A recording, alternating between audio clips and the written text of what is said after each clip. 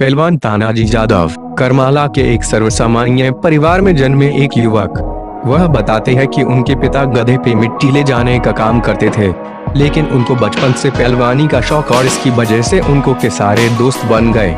उनके पूर्वज भी पहलवानी करते थे, उसकी वजह से पहलवानी उनके खून में ही थी। तानाजीराव स्कूल में बहुत पीछे थे। वे 8वीं, 10वीं और 12वीं कक्षा में कई बार फेल हो चुके थे। फिर भी स्कूल में नए दोस्त मिलते थे, इसलिए वे बार बार एडमिशन लेते थे। है ना थोड़ी गजब और हट के बात, दोस्त बढ़ाने के लिए स्कूल में बार बार एडमिशन लेना।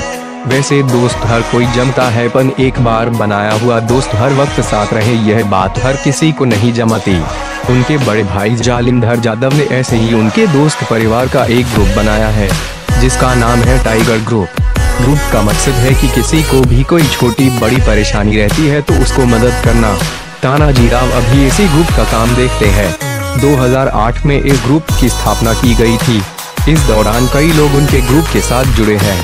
कुछ तो अच्छा और बड़ा काम करने की ख्वाहिश तानाजीराव के मन में है।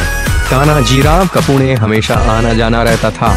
उनके नए दोस्त जोड़ने की आवड़ से वे रास्ते में हर बार किसी नए गांव में रहने के लिए रुकते थे। इससे उनके मित्र परिवार में बढ़ोतरी होती थी। नए दोस्त बनाए और छोड़ दिया, ऐसा नहीं था। तानाजीराव हर एक दोस्त के सुख दुख में हिस्सा लेते थे। आज पुणे करमाला रोड पर कोई भी दुर्घटना हुई तो टाइगर ग्रुप के सदस्य वहां सबसे पहले पहुंच जाते हैं। कभी कुश्ती में किसी के साथ नाइंसाफी हुई तो तानाजीराव आगे रहते हैं। उन्होंने करीब 10,000 से 15,000 जनों को अलग अलग कंपनियों में लगाया है। सिर्फ नौकरी ही नहीं तो उनके इस मित्र परिवार से कई बॉक्सर, नेमबाजों और पहलवान खिलाड़ी तैयार हुए हैं। आज टाइगर ग्रुप सिर्फ महाराष्ट्र में ही सीमित न रहकर बाहर के राज्यों में भी फैल गया है। कर्नाटक, राजस्थान, मध्य प्रदेश, उत्तर प्रदेश, पंजाब के कई युवक इस ग्रुप में शामिल हुए हैं। तानाजीराव ने बताया कि उनके बहुत सारे दोस्त नगर सेवक हैं, कुछ सरपंच बन गए हैं और किसी के पास और कई बड़े पद हैं। मुझे भी कई बार अलग अलग पार्टी ज्वाइन करने के लिए ऑफर मिल चुके हैं, लेकिन मुझे राजनीति में बिल्कुल ही रुचि नहीं है।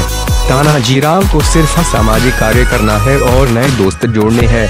अपने दोस्तों को ही वे अपनी संपत्ति मानते हैं। उनके दोस्त अनिकेत घोले के शादी में तो तानाजीराव हेलीकॉप्टर में आए थे।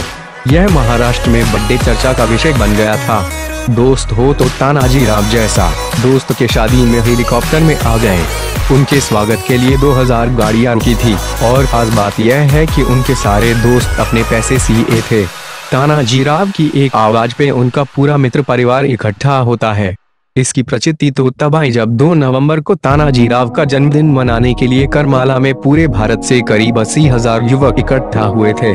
तानाजीराव को उनके जन्मदिन पर तोहफे के स्वरूप में 135 तलवारें, जिसमें से बहुत सारे चांदी की है, शिकडो मोबाइल जिसकी कीमत 15,000 से लेकर 1.5 लाख तक है और दोस्तों से एक साथ भी गिफ्ट मिली है। सोना तो पूछिए मत।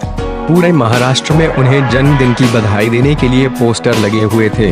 इतना ही नहीं, पंजाब, कर्नाटक, दिल्ली में भी उन्हें बधाई देने के लिए डिजिटल बैनर लगाए गए थे। कई जगहों पर उनके जन्मदिन के अवसर पर रक्तदान शिविर का आयोजन किया गया था। अंधेरी में युवकों के लिए जिम का उद्घाटन, शिरडी में मुफ्त में ट्रैक सूट का वाटप और भी कई सारे प्रशंसनीय कार्यक्रम का आयोजन किया गया था। यह जन्मदिन भूतो न भविष्यति माना जाएगा। असली दौलत दोस्त है, यह तानाजी भाऊ जादव ने साबित कर दिया है। दोस्तों के पाठबल से आदमी कहां से कहां जाता है, यह उन्होंने दिखा दिया है। उन्हें देखकर किसी भी राजकारणी को उनका गर्व महसूस होगा। ना किसी का हाथ, ना पूर्वजों की संपत्ति, ना बहुत सारे खेती, फिर भी यह सब बनाया है अपने प्रयत्न और मेहनत के बलबूते पर। बीइंग हिंदुस्तानी की ओर से उनके कार्य को प्रणाम।